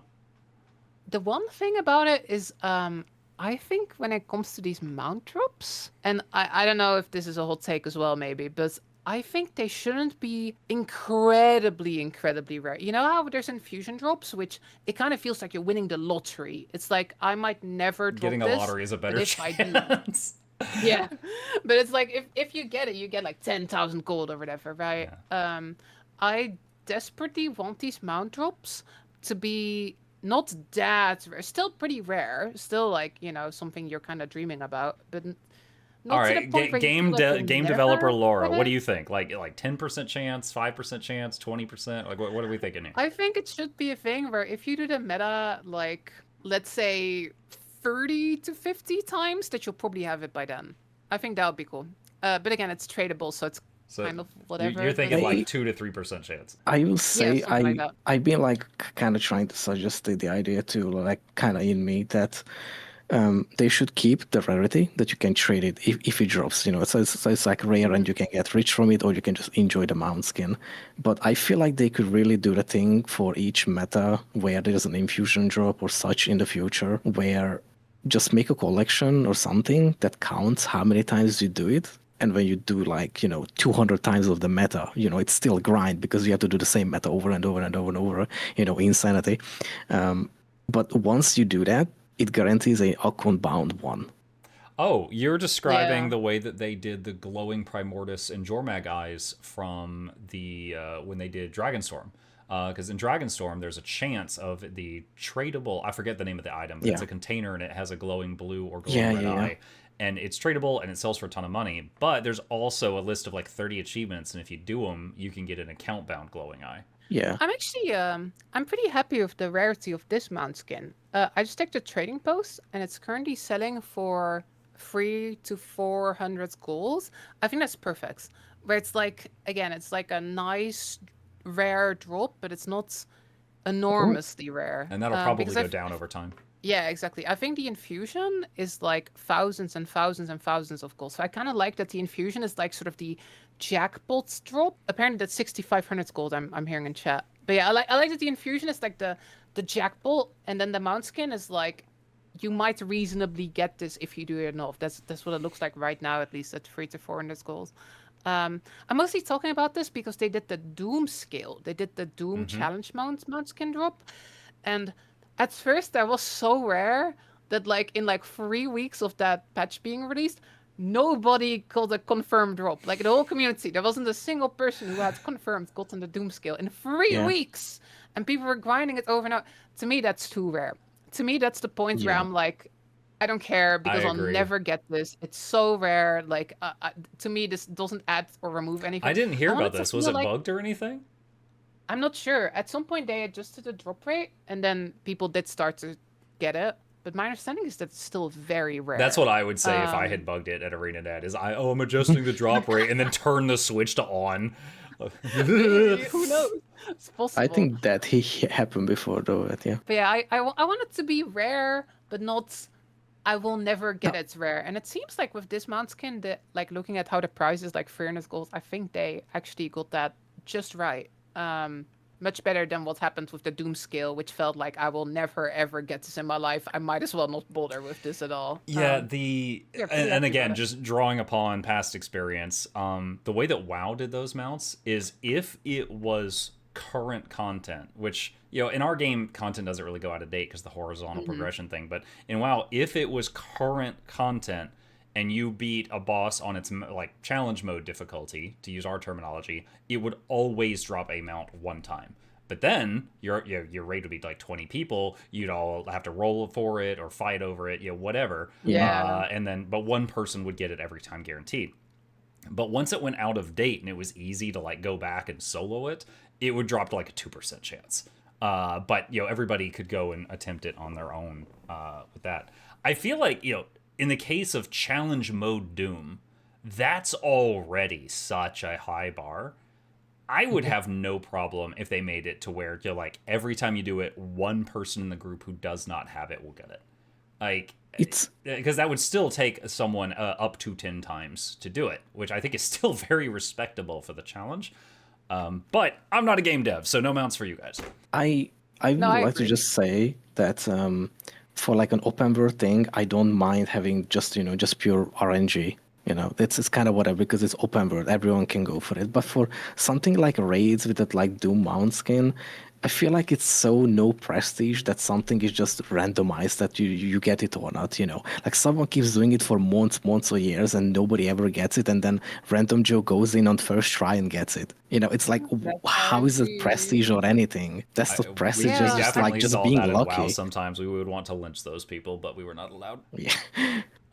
Okay, well, we have hit all my individual time-filling bullet points now. So, final thing, and then I'll turn it over to you guys if you have anything to add. So the patch as a whole, specifically the story chunk. So the story chunk, as we mentioned earlier, is to represent 33% of the total story of this expansion instead of 25%, because they did 3 story chunks instead of 4. Do we think that this story as a whole is an acceptable third of an expansion story? What are your thoughts? Let's start with Laura, the hater. I think the way that I don't think it's supposed to be quite a third because the base story was definitely longer than this one. I think if you look at the story journal, Uh, if you look at you the know, different you're right because chapters, this one had chapters 9 through 13, so the base game had 1 yeah, through 8. So I guess by third I mean like one of exactly. the 3 releases. But yeah, maybe less than a third of the total. Yeah, so again, it was like 8 in the first one, and then Uh huh. 5 this time, and then 5 more next time. I'm pretty okay with that. I was just happy that for once I didn't feel like I blasted through the story in basically like one sitting. It was still one sitting, but like it was a really long one sitting. It's because that Um, pipe puzzle. that was definitely part of it. But yeah, just in general, I was just happy that it was a bit longer. And would I like for it to be even longer? Hell yeah. But I'm definitely happy that it didn't feel quite as short as it did before. It felt much more in line with what we used to get with Living Wolves episodes back in like season 4. Um, Maybe even very slightly longer than some of those episodes. And to me, that felt like much better than Gianfranco Soto. So I was just happy with it. Noxy? I would say that it's much better than it was before. Definitely, I feel like the quality did went up with this like change that they skip one quarter release to, kind of give it more time and let it cook, I guess, in some way.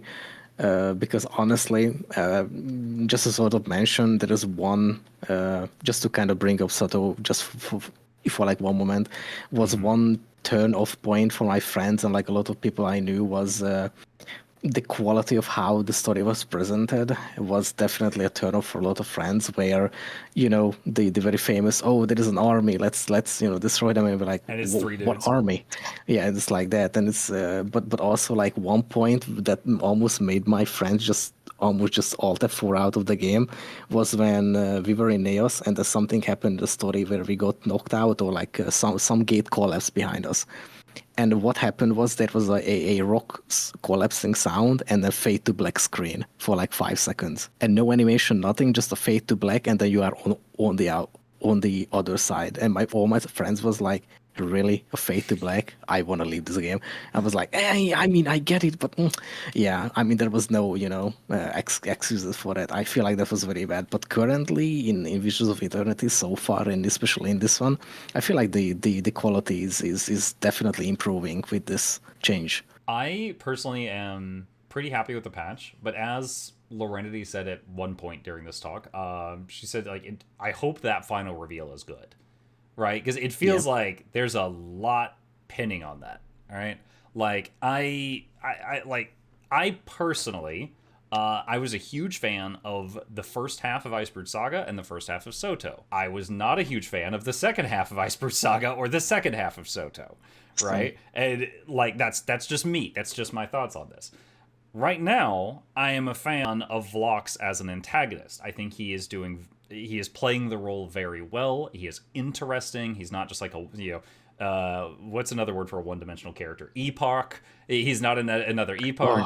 Oh, Yeah, he's not just I'm a baddie. Whoa, dead. Oh, you got me. It's more than that, and I appreciate that. But at the same time, I hope it's not another Soto slash Iceberg Saga slash Game of Thrones ending. And it's better than that. Like again, agreeing with what Laura said earlier, that's definitely hinging on that reveal needs to be good. Yeah, they hyped it up so much, and now they've kind of postponed the reveal another 3.5 months, right? Mm-hmm. They're like, well, these things happened, but we still don't know what he's gonna do. And then Isgarin is like, yeah, I know what he's gonna do, but I can't tell you. And it's like, yeah. it better be good now. It better be good, especially if we gotta wait another 3 months.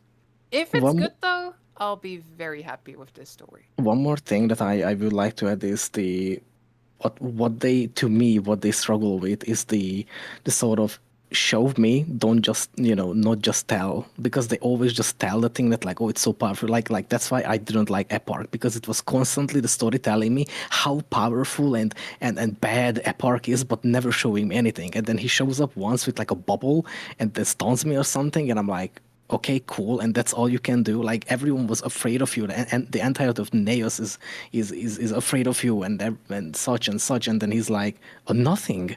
I'm like, what? How is everyone afraid of you when you do nothing? I mean, he And showed then Yeah, and you I a think very with powerful bubble. Saris, I yeah, think with exactly. Saris they nailed that. Like during Yeah, base Cyrus was photo, great. Yes. where like they had that That was instant and you had to like great. run away and shit. Yeah. I think their biggest mistake with Soto was they offed Saris too early. They didn't Yeah, even yeah, need that- Park. that They was- didn't even They need should've just Park. put They could have had Saris Saris on been the the guy the whole time. And I guess that's kind of what we're doing with Vlogs this time. Instead of having a different villain in the base game and then a different villain in the patches, it's all Vlogs. And that, I think, makes him much more interesting. They've got more time to like make sure he's interesting. Here's a thought, I- and this. Oh, Sorry, sorry. let me finish this, and then I'll turn it over to you. Here's a thought, and this wasn't planned. I didn't have this written down. What if, like, how would we feel if Vlox does something major, like some kind of major magic mojo at the end of this expansion, and it it reveals to us what he changes, but it like rewrites the world or whatever, and then that leads into the next expansion. Would we feel like that's a cop out? Or would that be like an acceptable transition? Like the next expansion, Guild Wars 2, picking up the pieces or something like that. No, I think that's perfect. That's what I Yeah, want. it will be perfect. And again, I don't know if everyone else wants this, but to me, one of my frustrations with the storytelling the past couple years is that every expansion feels kind of self-contained. Like Yeah. it's like they don't really tease the next expansion. Like at the end of Iceboot Saga, they don't really tease End of Dragons. At the end of Dragons, they kind of have some demon stuff, but it doesn't really lead into Soda. At the end of Soda, it doesn't really go into Janfair, and at the end of Janfair, it doesn't really go into Visions. And that's what I like. I liked how at the end of season 2, they had this epic reveal, and then cutscene, and then the Heart of Thorns logo showed up in the cutscene. I was like, that was like chills. That was like, yes, this is what I want. And then I was so excited for Heart of Thorns. Like, I think it's such a genuinely missed opportunity that they don't use these patches to also set up the next thing and make me really excited story-wise. Instead, at the end of Janfair, it was kind of like, oh, we figured out the bad guy, and now we beat the bad guy. That's it. what made me think And about then- it. Is it's been a common complaint Yeah. that every expansion they introduce a dude, then you kill the dude. Next expansion, new dude. You know? Yeah, so exactly. I was thinking, I was like, okay, well, if we don't kill the dude, what would that? And then I was like, oh, maybe it would just lead into the next thing. That's what I would like, honestly. Like if this somehow ends up with Lox doing some crazy thing, and then at the end, like there's an epic cutscene. Like they did this at the end of season 1 too, where they had this cutscene like showing like Scarlet waking up Mortemolf, and it was like, holy shit, we're gonna deal with Mortemolf. That's what I want. I want an epic cutscene with an epic reveal, and then like a logo of a new expansion, and then I get chills, and I'm like, yes, I'm hyped. I want the story Honestly- to hype me up for the next thing, and that's honestly that I would be so happy. If they What did what if that. at the end Vlox like casts a spell and his eyes glow red, he slowly turns to you and he's like, play Guild Wars Reforged on mobile now. I reforged the world? And everyone's like, Perfect. nah. Do that. They should hire you, Milk. That you should be the writer on this franchise. That's what I've been saying. Absolutely. That I walk be into the fair- office and slam my briefcase down on the table. There's nothing in it because I don't need anything that requires a briefcase. And I'm like, all right, first thing, how do we get Blish back? That's the first order of business. Reforge. That would be such an epic twist. That's what Vlox Wow. does. He Okay. opens the mist and he brings Blish back. And I'm like, yes. Blish was the source of all that was good in this world. We need Yeah. him. Him and his nuclear missile arm for some reason. Yeah, I like if it somehow ends up like, oh no, Vlox gonna do something bad and then we beat him and then it ends. I would be disappointed if that's what happens. Like I need this to go somewhere, right? I Yeah, need this same. to like lead to a thing. I remember in Janford the whole time I was like, oh, they're gonna do an epic reveal. It was the evil god Menzies the whole time who's been making the Titans, and then they even had like shadow creatures, and I was like, oh, Menzies has Yeah. shadow creatures. It's gonna be a thing. It's gonna be such an epic reveal. We're going Nope, to the it was foundry. rocks. It's gonna be. And then we beat 3 people, and we beat the Ghosts. Titan, and that was it. And I was like, no. Yeah. And And we I were need to go even somewhere. down there, Laura. We were even in the fucking. Oh, sorry. So weird. I was so excited. Sorry, I was so excited Yeah, about it. me too. So that's what I need. I need this to go somewhere. I need this to lead to a thing that makes me go, holy shit. Like that's what I want. And they keep teasing that there's a big thing. So please, just I need this to go somewhere. I need there to be some epic cliffhanger. Like that gets me really excited. That's I all. want excitement. I want Yeah. excitement. But it has to be done well. They can't just be like, Yes. you know, we finally reach Vlox, and he's like, I'm doing the thing. And then it just fades to black, and you still don't know what it is. I would be like, this expansion sucks. Like, I'd be so upset. Like, he needs to do the thing. We know what the thing is, but then we can't stop the thing. And then it's like, buy the next expansion. Like, then I'm like, okay. You know, like the sky rips open and then World of Warcraft Shadowlands is there in the sky upside down or something. I don't know. Exactly. It's I hope they nail it. I hope they. if they don't right. explain to us what he is talking about and what he means, I'm going insane next patch or like the next update. Like I need to know what is like. It's already bothers me. Why like every single like since the start and even in this patch, I think during stream, I was almost screaming at the screen that like, Volks, just tell me what do you mean? Just describe. You have a mouth. Explain. Try to tell. It's like no, it has to be full cryptic. That like oh no, Commander, you will understand when the time comes. I'm like what? Just you have a mouth. Tell me. Figure, gesture it out with your hands. What is it? A chicken? What Noxxi is for it? backup voice actor if Vlox ever gets sick. Yeah. Yeah, one more the, thing I'll add onto this is I hope that I do not want them to have us beat Vlox in an unsatisfying way. Because power scaling wise, right now the only way I think we can get him to stop is by like talking him out of it. Because I based on what we know, like rewrite Fabric of Reality, are you kidding me? All the Elder Dragons combined couldn't do that. Balthazar couldn't do that. You know, and it's like, how are we supposed to stop him with force? I don't see a way. Unless there is magic to take away his magic. Like, you know, Isgard's like, oh yeah, I've got to take away the seer magic spell. We could just do this. Oh, okay, well that's convenient, timey. Let's do it. You know, I don't know. But, so I'm kind of hoping it doesn't resort to boss fight with him. Because, like, I don't see how, based on what I currently know, it could be written well. I want him to like do something bad and it goes wrong, and then he realizes that like what he's done has gone wrong, and then he's gonna try to help us clean it up or something. I think that'd be interesting. One thing I don't want is to know like because it was fun once, like where in during EOD we had the Orient powering us up, you know, that was kind of cool on like Harvest Temple and such. But I don't want something similar happen here where like it's gonna, you know, because it's gonna is now not cursed. Basically we have broken the curse, and I don't want that to happen. That I hope I don't foresee this thing where it's gonna just like comes in like, oh, don't worry, Commander, I can just power you off for like 5 minutes and then you can beat him. Like I don't want them. I really don't want that, because then why couldn't we just do that like on the first place or like before or any other time? Sorry, off topic. I remember there was that in the solo story when Aurene powers you up during the End of Dragons thing. Lord Hyzen got a screenshot on Bladesworn of him doing a charged up Dragon Slash during that moment of the story, and he hit a mob for like 70 billion or something, and he put a picture of it up on socials, and he was like, "If people say you need to nerf Bladesworn," and everyone's like, "How did you do that?" And they didn't realize the story instance he was in because he had it like very carefully cropped, and it just sparked so much outrage about how OP Bladesworn was and hitting for 70 billion and stuff like that. Yeah, I don't. You know what I think would be cool? While we're following this line of what ifs, what if he does what he wants to do? He rewrites reality in some way, and when he finds out his power is like he does have a ton of power, but rewriting reality uses it all up, and he does the thing, and then he's like, he realizes like, without all the power in his head, he gets being more level-headed again, and he realizes like unintended side effects or something, and he's like, oh no, that's not what I meant, and he tries to fix it, but he can't because he used it all. Yeah. And then by Guild Wars 2, picking up the pieces, the next expansion, and maybe in the next expansion he's helping you, like he's on your side trying to fix this, and he just feels awful about it or something like that. Yeah, exactly. I think that. Go ahead.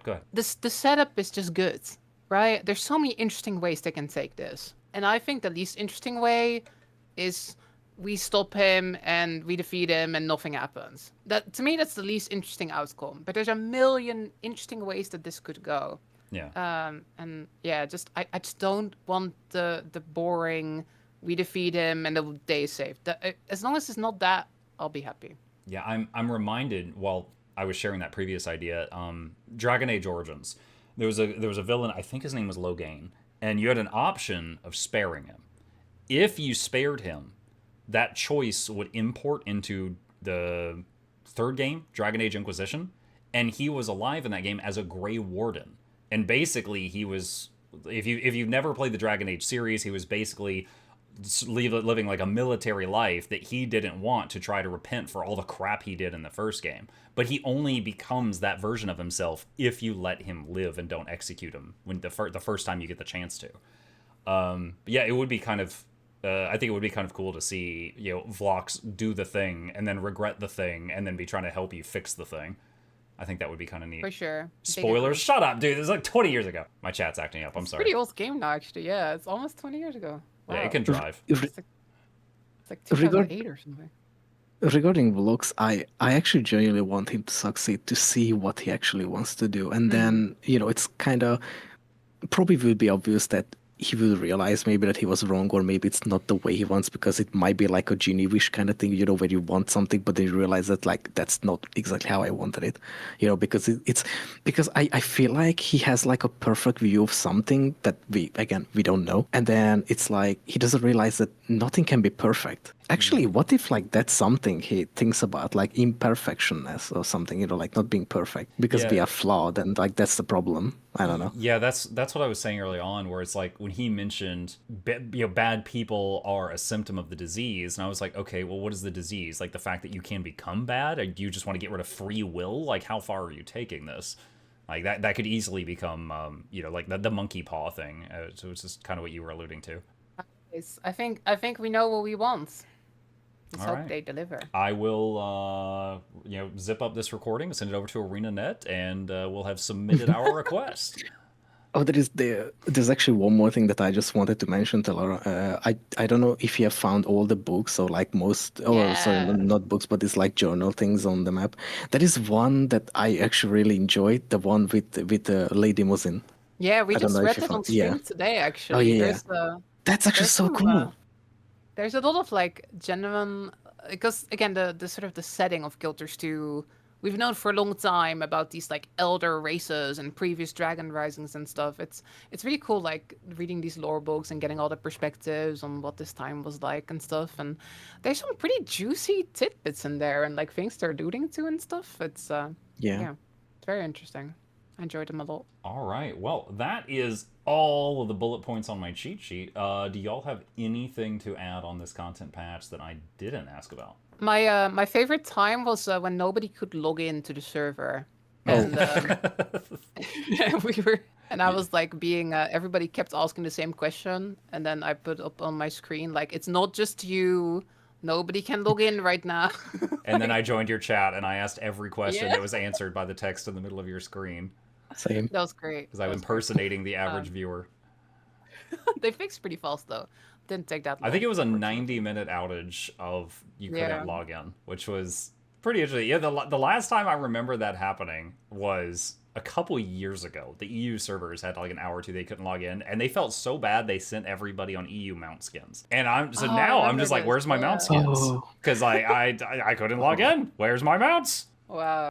Yeah, I just stayed logged in. I just didn't log out, so I was fine. I was playing the whole time. It was like that worked great everybody for you. was logging out. So I did like to quaddle with like the last like 6 survivors on the server. 6 survivors. Well, I'm sorry. Everybody else was gone. It was like the Gommage from Expedition 33, like everybody else had disappeared. It was really funny. Well, I'm so sorry, Laura, that some people have lives. It was so inconvenient because it was like right when I was starting my stream.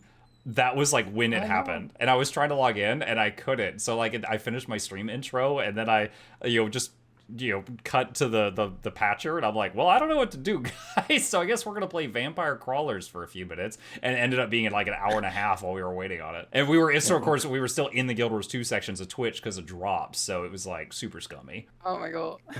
Yeah. All right. I don't think I've got anything else to add. I think we talked about everything. Yeah. All right. Well, thank you both for joining me. This was good. Worries. Now that if any devs decide to watch this in the future, they'll know what we loved and what we hated, and our fabulously written ideas that they can steal. You have our permission to do everything we want. No. As long as you send us compensation. Yep. Yes. in the form of Blackline keys.